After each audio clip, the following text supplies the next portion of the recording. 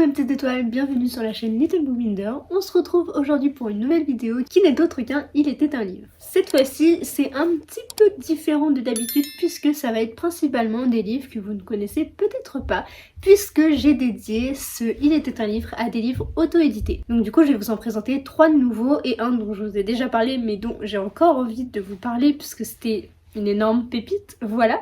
Donc du coup, puisque cette vidéo, je le sais, sera quand même moins vue puisque c'est des romans auto-édités et que malheureusement c'est ce qui marche le moins bien. Donc vraiment je compte sur vous pour partager un max cette vidéo pour justement aider ces auteurs et puis promouvoir leurs ouvrages qui sont tous très bons et donc vraiment je compte sur vous pour faire de la pub à ces auteurs et pourquoi pas vous-même découvrir ces livres. Je n'en dis pas plus, allons découvrir tout ça ensemble. Le premier dont je voudrais vous parler, c'est Tribulation juvénile de Nathan Dilatrève, qui est donc en auto-édité, comme je vous le disais. Ensuite, je voudrais vous parler de Pas de 3 de Gladys Viscardi. Ensuite, de Brave Enough de Elisa Forrest. Et enfin, un énorme coup de cœur dont je ne vais pas vous dire le nom tout de suite et vous verrez ça à la fin de la vidéo, mais vraiment une énorme pépite. Donc le premier dont je voudrais vous parler, c'est Tribulation juvénile, les rêves d'Istarion, donc de Nathan Dilatrève, donc en auto-édité comme je vous le disais. C'est pas un très gros roman, pour vous donner une ordre d'idée, c'est 360 pages, donc c'est vraiment pas beaucoup hein, comparé à ce qu'on peut lire comme, je sais pas, là, il y a Crescent City derrière moi, ou même La Grosse Bricasse qui est Le Prieuré de Granger, donc très clairement vous n'avez aucune excuse concernant la taille. C'est donc un roman que j'ai lu au mois de juin et c'est l'auteur qui m'a contacté pour que je lise son livre, que je découvre son histoire et pour vous le chroniquer ensuite. Donc je l'ai déjà fait sur Instagram, si vous voulez retrouver ma chronique, elle est déjà parue donc il n'y a pas de souci là-dessus. Sur YouTube c'était vrai que c'est un tout petit peu plus long, surtout avec le retard que j'ai pris, mais enfin vous pouvez avoir cette super chronique. Dans cette histoire nous allons donc suivre 3 garçons dans une quête qui s'appelle donc Escalis, Fiannael et Gunir. Donc vous allez voir qu'avec les prénoms j'ai beaucoup de mal parce qu'ils sont tous assez compliqués et assez nombreux. Mais du coup on va suivre ces 3 garçons dans une quête, leur chemin va se séparer puisque tous les 3 ils étaient les rois de la bêtise. Du coup leurs parents ils en avaient très clairement marre et ils ont dit hop hop hop on vous sépare et vous allez prendre chacun votre voie, vous allez vous découvrir et grandir. On va donc suivre principalement Escalis qui va partir avec son grand-oncle et qui va devoir apprendre à devenir mage ou magicien, je crois que c'est mage, et donc un sorcier quoi, et il va donc suivre son oncle à travers pas mal de péripéties etc, à travers des royaumes etc. C'est vraiment trop stylé de ce point de vue-là. À côté de ça, nous avons Gunir qui est un nain, parce qu'il faut savoir qu'il y a plusieurs espèces, donc il y a les nains, les humains, les elfes, les orques, enfin il y a beaucoup de trucs un petit peu comme ça et ça me fait d'ailleurs un petit peu penser au Seigneur des Anneaux qui regroupe pas mal d'espèces comme ça et notamment les orques, les nains etc. Donc c'est vrai que j'aime beaucoup cette dimension assez le Seigneur des Anneaux et donc durant leur quête il va se passer pas mal de choses et de grosses péripéties et de grosses choses et changements vont arriver et pas forcément dans le bon sens et donc on va suivre vraiment ces 3 garçons à la découverte d'eux-mêmes, de leur contrée et de tout ce qui va se passer dans l'histoire. Je peux pas trop vous en dire plus sans vous spoiler mais vraiment il était trop bien, j'ai beaucoup aimé, c'était un très bon roman. Donc côté univers c'est très bien construit, c'est très riche mais peut-être des fois trop riche parce qu'il est vrai que par moments je me perds un petit peu et notamment à cause de la densité de personnages qu'il y a, il y en a mais vraiment énormément avec tous des noms hyper compliqués et des fois j'ai un peu de mal avec les noms comme ça, autant je suis assez physionomiste mais alors les prénoms des fois ça part un petit peu dans tous les sens. Et là, étant donné que c'est des noms vachement différents de ce qu'on peut avoir l'habitude, c'est vrai qu'il y a des moments où mon cerveau il faisait des méli-mélos, donc je me perds un petit peu. Mais quand on est bien dans l'histoire, ça va, on se repère plutôt bien et il n'y a pas de souci. D'ailleurs, un truc que je trouve très intéressant et que moi je n'ai pas eu du coup dans ma version PDF, c'est la carte qui est disponible donc sur le site de l'auteur et aussi sur sa page Instagram. Donc vraiment, n'hésitez pas à aller la voir si jamais vous voulez lire ce roman, même regardez comme ça, c'est très joli à voir et ça aide beaucoup dans la compréhension, chose que je n'ai pas faite et que j'aurais peut-être dû faire parce que vraiment ça m'aurait bien aidé sur la compréhension un petit peu des royaumes etc. Étant donné que ça fait un petit moment que j'ai lu ce roman, ma chronique est bien plus pleine donc il y a beaucoup plus de détails etc sur mon avis donc qui est sur Instagram, donc vraiment n'hésitez pas à aller là-bas si vous voulez beaucoup plus de détails, mais sinon vraiment je vous le recommande très chaudement, surtout si vous aimez la fantasy et les différents points de vue. Donc c'est vraiment un roman choral, ça m'a beaucoup fait penser à un RPG, un petit peu comme Les Voleurs de Fumée de Sally Green apparemment, c'est un peu style RPG et du coup c'est vrai que ce roman m'a pas mal fait ressentir ça de ce côté-là par rapport au jeu etc. En fait ça faisait vraiment un univers comme ça où on suit vraiment chaque personnage, etc. Donc vraiment c'est très riche et vraiment j'ai adoré ce point de vue là. C'est un très bon roman, même si par moments c'est vrai que les événements s'enchaînent un petit peu vite et du coup c'est vrai que j'étais perdue. Mais après voilà, c'était aussi pendant ma phase d'examen et tout, donc forcément mon attention était un peu divisée en deux. Donc il y avait la moitié qui était pour la lecture et l'autre moitié pour les cours. Donc ça a un peu expliqué le pourquoi du comment. Mais sinon je vous le recommande très chaudement, surtout si vous aimez le Seigneur des Anneaux, le Hobbit, etc. Tout cet univers et la fantasy en général. Vraiment c'est un très bon roman, je peux que vous le conseiller. Ensuite, je voudrais vous parler de Pas de 3, donc le tome 1, L'or et le fer de Gladys Viscardi, donc toujours en auto-édition. Ce roman est donc une réécriture du conte du Lac des Cygnes, un conte que j'adore, mais plus.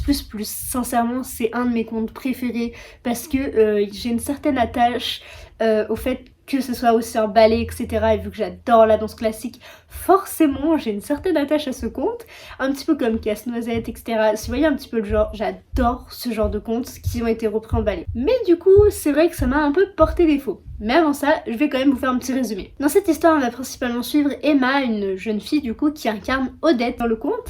Et donc c'est vraiment de base la gentille fille qui est assez pure, etc. Souvent habillée en blanc justement pour montrer sa pureté, etc.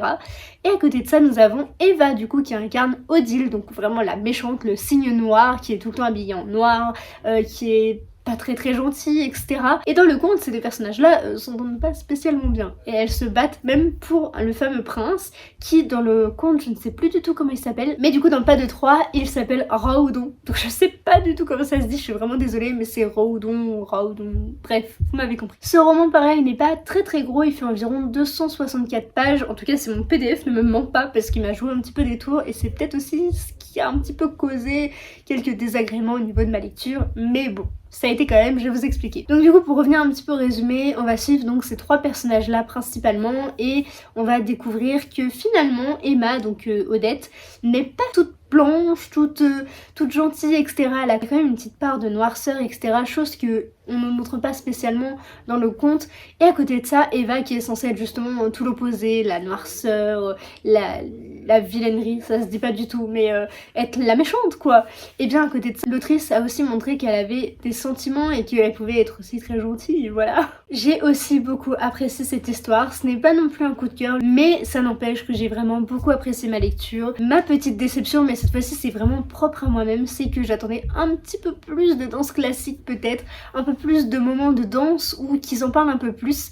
Et là en l'occurrence c'est pas vraiment évoqué, mis à part à un moment où on voit justement Eva qui danse dans un kiosque et la scène du bal qui est pas très présente non plus. C'est vraiment le seul petit hic que j'ai relevé parce que pour moi c'était un petit peu important, mais comme je vous dis c'est vraiment propre à moi et si vous n'êtes pas forcément friand de danse classique vous allez adorer parce qu'il n'y en a pas trop donc ce sera pas gênant pour vous. J'ai vraiment beaucoup apprécié comme je vous disais pour plusieurs raisons. Déjà l'univers est très bien construit, franchement quand on rentre dans l'histoire j'arrivais vraiment à m'imaginer dans l'univers, etc. Et je trouvais ça tellement appréciable de pouvoir voir les décors. Je ne sais pas si ça vous le fait ou pas, mais quand je lis un livre, j'ai l'impression des fois de voir un film. Et quand ça le fait pas, c'est que c'est moyen bon signe. Et là, en l'occurrence, ça le faisait et j'avais vraiment l'impression de voir justement les images passer et je lisais même plus les lignes. Après de lire sur les os, c'est vrai que ça va être pas forcément à être bien imprégné dans l'histoire, ça dépend aussi du roman, etc. Mais là en l'occurrence, ça m'a pas forcément aidé. C'est pas bien grave, c'est pas du tout la faute de l'auteur, c'est pas la faute du texte, c'est plus la faute de ma liseuse du coup. Néanmoins, je tenais à vous dire que vraiment j'ai beaucoup apprécié grâce aux personnages que j'ai pas forcément tous appréciés. Le personnage de Rodon par exemple, le prince... Comment dire? Alors, c'est un peu compliqué puisque je l'aime bien, mais en même temps, il est un petit peu naïf et je sais pas, il y a quelques petits trucs qui m'ont un peu chagriné de sa personnalité. Après, comme je vous dis, c'est pas bien méchant, c'est aussi propre à moi puisque il y a certains traits de caractère que selon notre personnalité on accepte plus ou moins. Bref, je sais pas si vous voyez un petit peu ce que je veux dire, mais du coup c'est vrai qu'il y a quelques petits trucs qui m'ont légèrement chagriné par rapport à ce personnage là, mais à côté de ça le personnage d'Eva est vraiment mon préféré, donc celle qui incarne Odile. Très sincèrement elle est incroyable. Je m'attendais vraiment à retrouver un personnage empli de noirceur et de méchanceté, mais en fait elle est bien plus que ça, elle n'est pas que la fille du méchant mage de la forêt, elle est vraiment... Je sais pas comment vous expliquer, mais en fait ces personnages montraient vraiment une réalité dans le sens où ils avaient une part de noirceur mais aussi une part de gentillesse, de bienveillance, je sais pas comment on peut appeler ça, mais c'est un petit peu comme l'ange et le diable si vous voulez, chacun a une part des deux, donc forcément c'est comme ça qu'on crée un équilibre aussi. Après ça dépend des personnes, mais vous m'avez comprise, en temps normal on a chacun une part des deux quand même. Et là en l'occurrence Eva nous a vraiment montré justement que même si elle était la fille du méchant, même si elle doit être la méchante etc, finalement elle n'est pas si méchante et elle veut tout faire en fait pour s'extirper de l'emprise qu'a son père sur elle. De même pour le personnage d'Emma qui est par contre un peu plus naïf aussi, mais bon après sa situation pouvait expliquer ceci cela, mais bon. Après, j'avoue, j'aurais bien aimé qu'elle soit un petit peu plus mature, mais bon, Eva vient rattraper le coup, donc tout va bien. Et donc, le personnage d'Emma, justement, qui est censé être la bienveillance, la blancheur, tout ce que vous voulez, un petit peu, la bonté, et bien, au contraire, elle n'est pas tout à fait si blanche, si je puis dire, que ça. Elle est emplie de noirceur, elle a fait des choses, voilà, etc. Et du coup, j'ai beaucoup aimé ce côté-ci, de montrer que les personnages ne sont pas que des personnages bons ou méchants. Ils ont les deux. Je rabâche un petit peu tout ça, mais vraiment c'est pour vous dire que j'ai vraiment apprécié ce côté-là des personnages, et en plus avec l'univers, plus le fait que ce soit une réécriture du conte du lac des cygnes, tout ça c'est trop bien. En plus il faut savoir que c'est aussi un roman choral, et ça j'adore, parce que du coup on suit vraiment les différents points de vue. Donc on a celui d'Emma, on a celui d'Eva, et on a aussi celui de Roi Audon. On a un 20 ans en arrière aussi je crois, un truc, enfin dans le passé, et ça c'est le moment que j'ai le moins compris de l'histoire.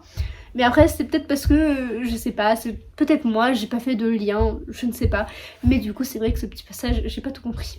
Très sincèrement, je n'ai rien à redire sur ce roman qui est très bien écrit, l'autrice est très très gentille, enfin voilà, j'ai vraiment pu discuter un petit peu avec elle, etc. C'était vraiment chouette, et du coup, je vous recommande à 100% son roman si vous aimez le conte du lac des cygnes. Ne faites pas comme moi, ne vous attendez pas trop à voir de la danse, mais sinon, aux côtés du conte, franchement, c'était c'est pas la première réécriture de conte que je lis, ça doit être la 2e ou 3e, mais très sincèrement, je suis à chaque fois surprise de comment les auteurs, selon leur point de vue, leur façon de faire, etc. Comment ils arrivent à manier un conte, etc. Et je trouve ça vraiment fascinant, j'adore. Du coup, je ne peux qu'apprécier cette histoire et vous la recommander chaudement. Ensuite, je voudrais vous parler d'un roman que j'ai terminé aujourd'hui, donc vendredi 12 août, vers 11h du matin, pour être précise. Et donc, je vais vous en parler aujourd'hui, donc c'est un petit peu à chaud, et j'ai pas l'habitude de faire ça, mais bon, c'est pas plus mal pour une fois. Et vraiment, j'ai adoré, très clairement. Bon, du coup j'arrête de vous laisser paroter. C'est donc Brave Enough de Elisa Forrest que j'ai tout simplement adoré, c'était incroyable. C'est donc un tome 1 et je ne le savais pas, je pensais que c'était un one shot. Et du coup c'est une grosse surprise de savoir qu'il va y avoir une suite, et c'est vraiment une très bonne surprise, je suis très contente. Donc dans cette histoire on va suivre principalement Camélia, une jeune fille qui vit dans une bulle. En fait si vous voulez, le monde en entier a quelque peu disparu, un peu à la The 100 si vous voyez ce que je veux dire, et donc tout le monde se retrouve dans des bulles. Sauf que certains sont modifiés génétiquement pour être parfaits et ne pas avoir d'imperfections. Et donc du coup, il y a plusieurs catégories. Il y a les gènes A, donc ceux en haut de la société, donc les plus traficotés si vous voulez. Ensuite, on a les gènes B. Après, il y a les gènes C. Et donc là, je crois que c'est quand il y a une gène A et un naturel qui font un enfant juste normalement, enfin naturellement. Et ensuite, il y a aussi les naturels, donc deux parents naturels qui font un bébé naturellement. Donc voilà, c'est un petit peu le topo d'histoire. En fait, tout ça va tourner autour de la génétique, autour de la naissance des enfants, puisque par exemple les gènes A, pour avoir un bébé parfait, et ils vont aller dans un centre de reproduction pour justement que leur bébé il leur soit donné entre guillemets, qu'ils n'aient pas à accoucher eux-mêmes. Bon, je sais pas si c'est très très clair, mais bon, l'histoire est vraiment incroyable, donc n'hésitez pas à aller découvrir ça si jamais il vous tente et si vous voulez mieux comprendre que mes explications. Et donc comme je disais, on va principalement suivre Camélia qui est issue d'une famille de... Donc sa mère est gène A et son père est naturel si je me trompe pas. Et ils ont voulu se reproduire naturellement et donc leurs enfants sont pas considérés comme l'élite, ils sont inférieurs à tout le monde, etc. Un jour Camélia va se décider à glisser un petit mot dans Le Petit Prince, au passage. Référence pépite, juste trop fan. Et donc elle va glisser un petit papier dedans, elle va dire ce qu'elle ressent en fait. Et un jour un garçon, donc Soren, va tomber dessus. Ils vont pas mal s'échanger des petits papiers, etc. Et puis il va se passer beaucoup de choses qui vont faire que... il va se passer quelque chose. Je ne vous en dis pas plus, mais voilà, c'est trop trop bien. Je peux vraiment pas trop vous en dire alors qu'il y a tellement de choses que j'aimerais raconter à quelqu'un qui a lu le roman, parce que vraiment c'est... dingue comment on peut penser à tout ça. En fait j'ai beaucoup retrouvé le côté The Unread par rapport au fait qu'ils soient dans une bulle, parce que dans The 100 ils sont dans l'espace et là ils sont dans une bulle, donc du coup ça m'a fait un petit peu penser à ça, avec le fait que l'extérieur soit nocif et qu'on peut pas y aller, etc. Et il y a aussi le côté de le joyau avec les mères porteuses, etc. J'ai beaucoup pensé à ces deux trucs là quand je lisais, et du coup ça m'a beaucoup fait rire parce que c'est deux références que j'adore forcément, et donc du coup c'est vrai que de voir un petit peu ces aspects là regroupés, etc. former une belle histoire, j'étais très contente. Néanmoins, cette histoire m'a pas mal fait peur, c'est un peu bizarre à dire comme ça, mais en fait dans le sens où j'ai l'impression que c'est vers ce qu'on se dirige. En fait, avec tout ce qui se passe en ce moment, avec les maladies, avec le réchauffement climatique, avec, je sais pas moi, toute la surproduction de beaucoup de choses, enfin la surconsommation, etc. J'ai vraiment l'impression qu'on pourrait être amené justement à vivre dans une bulle comme ça, à vivre autre part que sur Terre, et qu'on nous dise que la Terre n'est plus habitable à cause des humains, voilà. Donc vraiment j'ai beaucoup ressenti ça, le fait que ça va un petit peu au passage une démarche écologique, même si finalement elle n'est pas mise en avant plus que ça, mais j'ai quand même ressenti ça en le lisant, et aussi par rapport à l'activité professionnelle des parents de Camélia et donc de ses frères et sœurs, puisqu'ils travaillent dans un verger si j'ai bien compris, donc un petit truc comme ça, et du coup voilà. C'est vrai que ça m'a pas mal fait penser à l'écologie. À côté de ça, donc on va suivre vraiment un groupe d'élèves, puisqu'ils sont à l'académie, donc c'est l'école prestigieuse pour tous les jeunes A et ceux qui ont accès à ça. Et en l'occurrence, la famille de Camélia, grâce aux parents, y ont accès. Heureusement pour eux. Sinon, tous les autres, ils vivent dans les castes inférieures, les niveaux inférieurs si vous voulez. Et ils ont vraiment des conditions de vie misérables. Et du coup, voilà, c'est vraiment... Je sais pas comment vous expliquer, mais ça fait mal en fait de voir ça, sachant que c'est un peu ce qui se passe aussi, même si on n'est pas encore modifié génétiquement. Pas totalement du moins, et bien ça, je trouve que c'est beaucoup représentatif de notre société actuelle. Il y a la politique, etc., donc les plus riches, hein. Donc forcément les politiciens, les magnats de l'entreprise, etc. ils sont tous en haut. Après il y a les autres moyens, un petit peu pas riches, mais voilà. Après il y a les... Bref, vous voyez un petit peu ce que je veux dire, jusqu'au niveau le plus bas. Donc c'est vraiment... ça fait peur en fait. Vraiment ça fait peur. J'ai encore du mal à placer les mots dessus, je vous l'avoue, c'est pour ça que je bafouille un petit peu, mais vraiment, ce roman m'a transportée, c'est un énorme coup de cœur, j'ai vraiment adoré, les chapitres sont extrêmement courts et ça se lit à une vitesse folle, mais très clairement, je l'ai dévoré quoi. En fait, cette nuit, j'ai pas dormi. Très clairement, je voulais me coucher vers 1h et quelques, et en fait, à 5h, je dormais toujours pas, puisque j'étais toujours dans ma lecture, et du coup, je l'ai fini, ce matin, il me restait 3 chapitres. Clairement, je me suis endormie à 3 chapitres. Mais bon, à 5h du matin, il fallait peut-être dormir un peu. Ce que j'ai beaucoup aimé dans cette histoire, c'est déjà toute l'histoire. ça va pas vous aider. Mais c'est surtout les personnages, les relations qu'ils ont, l'éducation qui est mise en avant, donc le côté aussi écologique comme je vous disais, et toute la politique aussi qui est mise en avant dans ce roman, leurs relations, je sais pas si je l'ai dit, bref, beaucoup de choses, les décors, l'ambiance, etc. Il y a tellement de choses qui sont dingues, enfin je sais même pas comment vous expliquer sans vous spoiler, donc je vais vraiment y aller doucement. Il y a aussi toute la dimension de l'éducation avec la grande école prestigieuse, mais aussi au sein des familles, et selon leur caste, l'éducation est très variable. Donc on a les jeunes A, ils sont pas toujours très gentils avec leurs enfants, et il y a les naturels qui du coup aiment vraiment leurs enfants, parce que la femme les a quand même portés, donc du coup il y a plus une certaine attache que quand on ne les a pas vraiment portés du coup. En tout cas dans cette histoire, je parle pas forcément dans la vraie vie, mais là pour l'histoire en tout cas c'était comme ça. Et du coup j'ai beaucoup aimé ce côté aussi, et il y a aussi une phrase que j'ai relevée qui est énormément parlante pour moi. En fait mon père est éducateur spécialisé, du coup c'est vrai que côté éducation j'aime bien m'y intéresser, etc. Et du coup il y a quelques trucs que j'ai pu entendre, etc. Du coup la phrase que j'ai bien aimée et qui en fait est très parlante pour moi, c'est l'éducation des enfants passe avant tout par les parents. Et ça, il n'y a rien de plus vrai. Très sincèrement, il n'y a rien de plus vrai que ça. Après, tout dépend aussi des personnes, tout dépend des enfants, et il y a beaucoup de choses qui rentrent en compte. Après, c'est pas une généralité, mais cette phrase est vraiment vraie. Ça n'a pas de sens ce que je vous dis, mais cette phrase est vraiment très parlante, et du coup, c'est vrai que la retrouver dans ce roman a beaucoup favorisé mon coup de cœur parce que j'adore tout ça. Donc voilà, c'est assez bizarre dit comme ça. Oui, je vais peut-être devenir prof hein, si jamais vous vous demandez l'éducation, etc. C'est vrai, j'aime bien. Mais bon, bref. Voilà, c'était pour vous dire que j'ai vraiment adoré et que ça fait la 10e fois que je vous le dis, mais je ne pourrais que vous le dire maintes et maintes fois tellement j'ai aimé. Voilà, franchement l'auteur m'a fait passer par toutes les sensations, tous les sentiments possibles, du rire aux larmes, j'étais énervée, révoltée, après j'étais en pleurs et puis il y a tellement de choses et en même temps je tombe à moitié amoureuse des personnages. J'avoue, gros cœur sur Soren, je l'aime énormément. Peut-être un nouveau book boyfriend, mais bon ça on le dira pas. La chose aussi, donc un petit peu côté éducation aussi que j'ai énormément adoré, c'est la relation de Camélia avec sa famille, avec ses parents, mais tous ses frères et sœurs aussi. Vraiment, c'était juste dingue. Et il y a aussi la relation, donc là c'était plutôt les côtés gène C naturel si je me trompe pas. Et il y a aussi l'éducation par rapport au gène A. Et il y a un personnage, donc la sœur de Soren, qui est pas très sympa et finalement m'a beaucoup surprise et j'aime beaucoup son personnage. C'est pas la seule évidemment, mais sincèrement j'ai adoré un petit peu le retournement de situation par rapport à ce personnage, etc. Bref, il y en a tellement et il y a tellement de choses qui font que j'ai aimé cette histoire par rapport à l'école, donc comme l'éducation, l'écologie, machin, comme je vous le disais. Mais il y a beaucoup de choses qui m'ont tellement fait mal, j'étais en pleurs et ça m'a empêché de dormir hier soir. Mais bon bref, vraiment c'était incroyable, je peux que vous recommander cette lecture. Je vais arrêter de blablater et vous aurez très bientôt mon post, puisque sinon je vais être en retard sur le programme. Mais voilà, c'est juste pour vous dire que j'ai très sincèrement adoré et que vraiment...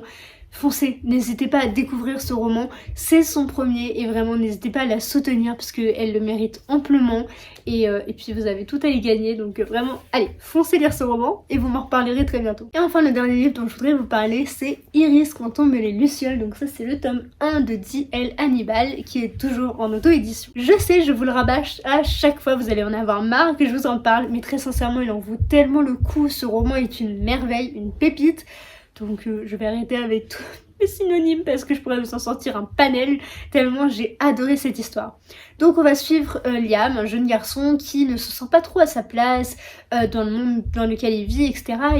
Je sais pas, il se sent pas très bien, il est tout le temps mêlé à des histoires à l'école, etc. Il y a beaucoup de choses qui font que ça va pas très bien pour lui. Un jour, son grand-père va lui offrir une pierre et du coup, ça va vraiment changer sa vie, changer son mode de vie, ses façons de penser, ses façons de voir les choses, etc. Et il va découvrir un monde totalement à l'opposé de celui que l'on peut connaître. Waouh! Ce roman est incroyable, il est tellement plein de rebondissements, les pages sont assez... Enfin, il y en a pas mal quand même, il y en a pas mal, et c'est écrit assez petit, donc c'est ce qui me faisait un peu peur au début, mais très sincèrement, il en vaut tellement le coup, et les pages, on les voit pas passer. Petit trigger warning quand même, il y a un personnage qui fait extrêmement peur, donc déjà si vous voulez chercher ce roman sur internet, faites attention, hein, surtout s'il y a des enfants autour, ou des personnes très sensibles comme moi, parce que y a un personnage qui a été à la couverture au début, mais je pense qu'elle a été enlevée parce qu'elle était trop traumatisante, et bien qui fait extrêmement peur. Et ce personnage est assez présent et c'est un peu l'objet central aussi du roman. Après quand on le lit comme ça, c'est un peu moins gênant que de voir l'image, parce qu'après vraiment l'image m'a hanté plusieurs mois, même pas peut-être pas des années quand même, mais ça m'a quand même pas mal hanté. Mais voilà, c'est quand même pour vous prévenir de faire attention, surtout s'il y a des enfants. Si j'ai autant aimé cette histoire, c'est déjà par tout l'univers qui est hyper riche, hyper bien construit, mais aussi par les personnages qui sont tous attachants plus les uns que les autres. Ils ont tous quelque chose de différent, mais en même temps qui les lie tellement fort. Enfin, je sais pas comment vous expliquer le lien qu'ils peuvent avoir, mais c'est tellement profond, c'est tellement beau, j'ai tellement adoré. Il y a tellement de rebondissements, on s'ennuie à aucun moment. Vraiment, c'est juste dingue à quel point ce roman est parfait sur beaucoup de points. J'espère vraiment que beaucoup d'entre vous l'ont déjà découvert ou que vous allez peut-être encore vous dire bon là ça fait plusieurs fois qu'elle nous en parle, on va peut-être le prendre pour de vrai et le lire parce que vraiment il en vaut la peine. Il y a aussi dans ce roman quelque chose que je voudrais vous préciser, c'est qu'il y a une dimension assez scientifique aussi, pas du tout gênante parce que alors je suis la première à pas du tout aimer la science, à ne rien comprendre, c'est pas du tout ça, c'est plus un petit peu comme Brave Enough dans le sens où c'est plus pas génétique, mais il y a des modifications. Donc c'est un petit côté aussi plus par rapport à l'histoire. Donc si vous aimez un petit peu le côté scientifique, ce livre est vraiment parfait. Ce petit Il était un livre consacré à l'auto-édition est donc terminé, j'espère très sincèrement que ça vous aura plu. Du coup je vous ai un petit peu rabâché encore pour Iris quand on me les lucioles, mais vraiment une saga pépite quoi. Mais très sincèrement elle en vaut le détour, donc chacun d'eux vaut le détour. Faut juste vouloir en fait et pas penser juste les romans qu'on voit dans les magasins, en librairie, etc. Faut aussi des fois aller voir un petit peu plus loin que le bout de son nez et puis franchement ça nous réserve de sacrées surprises. J'espère très sincèrement ça vous aura plu, que vous aurez découvert du coup comme je vous disais de belles lectures à venir pour vous. Si vous le souhaitez pour me soutenir, mais pas que moi, surtout les auteurs, partagez cette vidéo sur Instagram, sur je ne sais quel format qu'il peut y avoir, mais principalement sur Instagram, que je puisse vous repartager. Ça me ferait très plaisir de voir à quel point vous soutenez un petit peu tout le monde quoi, parce que c'est une communauté justement qui est bienveillante et j'aimerais du coup pouvoir contribuer un petit peu à tout ça et de pouvoir par ma petite personne aider quelques auteurs, ça me fait vraiment plaisir. Et du coup sur ce je vais vous laisser, je vais arrêter de blablater. N'hésitez pas à me dire si vous avez craqué pour certains, si vous intéresse, etc. Partagez comme je vous disais, mettre le petit pouce bleu, à vous abonner et mettre la petite cloche, ça fait toujours plaisir. Je vous fais plein de gros bisous et à très vite dans une prochaine vidéo. Bye.